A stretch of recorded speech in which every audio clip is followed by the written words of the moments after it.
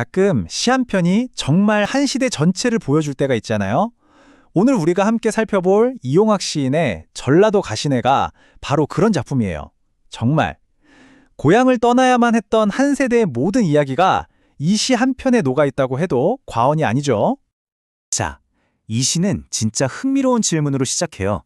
저기 아주 추운 북쪽 끝에서 온 남자랑 따뜻한 남쪽 바닷가에서 온 소녀. 아니, 상식적으로 이 두 사람이 만날 일이 있을까요?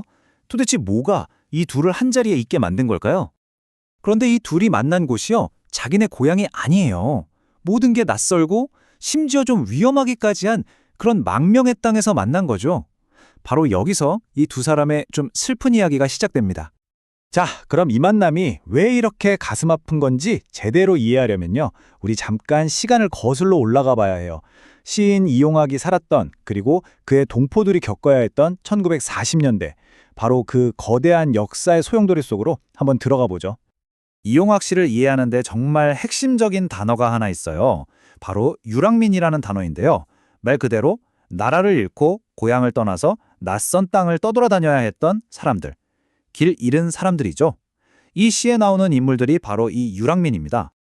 사실 이용학 시인 본인도 북쪽 함경도 출신이었거든요. 이 유랑민들의 삶이 그냥 남의 이야기가 아니라 바로 자기 눈앞에 펼쳐진 현실이었던 거예요. 그래서 그런지 그의 시는 그냥 글이 아니에요. 뭐랄까, 한편의 다큐멘터리 영화처럼 그 시대의 아픔을 너무나 생생하게 보여주는 증언 같은 거죠. 자, 그럼 이제 본격적으로 시 속으로 한번 들어가 볼까요? 배경은 북간도에 있는 어떤 쓸쓸한 선술집입니다. 그리고 바로 그곳에, 이 낯선 땅에서 정말 우연히 마주 앉게 된 두 사람이 있어요.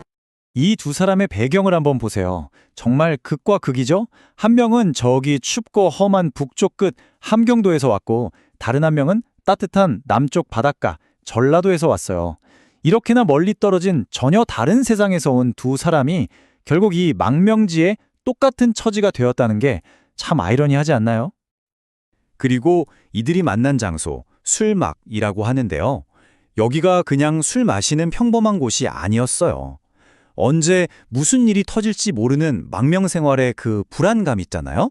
그게 안개처럼 꽉 차 있는, 정말 옆에 있는 사람도 믿을 수 없는 그런 위태로운 공간이었던 거죠. 화자는 이제 말없이 소녀를 쭉 봅니다. 그러면서 생각하는 거죠. 저 아이 눈은 바다처럼 푸르고 얼굴은 햇볕에 까무잡잡하네. 이런 모습을 보면서 저 멀리 남쪽 바닷가, 소녀가 떠나온 고향을 상상하는 거예요. 지금 자기들이 있는 이 춥고 삭막한 곳과는 정말 정반대의 세상이었겠죠. 근데 이 두 사람은 그냥 우연히 만난 낯선 사람들이 아니었어요. 이 시의 진짜 핵심은 바로 이 부분입니다. 모든 걸 잃었다는 그 똑같은 슬픔 속에서 이 두 사람의 마음이 어떻게 연결되는가, 바로 그 이야기거든요. 화자는 소녀의 그 말없는 표정 속에서 아주 깊고 어두운 슬픔의 숲 같은 걸 보는 거예요. 그러면서 저 숲 속에 난 작은 길을 내가 헤매어서라도 너의 그 아픔을 이해하고 싶다는 아주 간절한 마음을 표현합니다. 그리고 드디어 소녀가 어떻게 여기까지 오게 됐는지 이야기가 나와요. 정말 가슴 아픈 여정이죠. 온 산이 단풍으로 막 불타오르던 아름다운 가을에 고향을 떠나서 북쪽으로 오는 기차에서 이틀 밤낮을 꼬박 울고 결국 두만강을 건너 이 낯선 땅에 온 거죠. 그렇게 홀로 이곳에 온 지 이제 겨우 석 달밖에 안 된 거예요. 이 두 사람의 관계를 딱 설명하는 말이 있어요. 바로 동병상련이죠. 들어보셨죠? 같은 병을 앓는 사람끼리는 서로의 아픔을 안다는 뜻이잖아요. 정말 똑같은 고통을 겪어본 사람만이 느낄 수 있는 그런 깊은 공감, 바로 그게 이 둘 사이에 흐르고 있는 겁니다. 그리고 이 구절, 울 듯 울지 않는 전라도 가시네야. 와, 정말 이 한 줄에 소녀의 모든 게 담겨 있어요. 눈물이 막 턱끝까지 차올랐는데 그걸 터뜨리지 않고 꾹 참는 모습. 이 낯선 곳에서 어떻게든 살아남으려고 필사적으로 버티고 있는 그 강인함이 느껴지지 않으세요? 아마 소녀의 그런 모습에 마음이 움직였나 봐요. 북쪽 사내가 정말 따뜻한 위로를 하나 건네거든요. 뭐라고 하냐면 자기가 일부러 소녀의 고향말, 그 남쪽 사투리로 말을 걸어주겠다는 거예요. 왜? 이 춥고 삭막한 곳에 때 아닌 봄이라도 잠시 선물해주고 싶어서요. 정말 뭉클한 위로죠. 하지만 이 가슴 따뜻한 장면이 시의 마지막은 아니에요. 시는 다시 냉혹한 현실로 돌아옵니다. 이 두 사람이 앞으로 마주해야 할 그 차갑고 혹독한 세상으로요.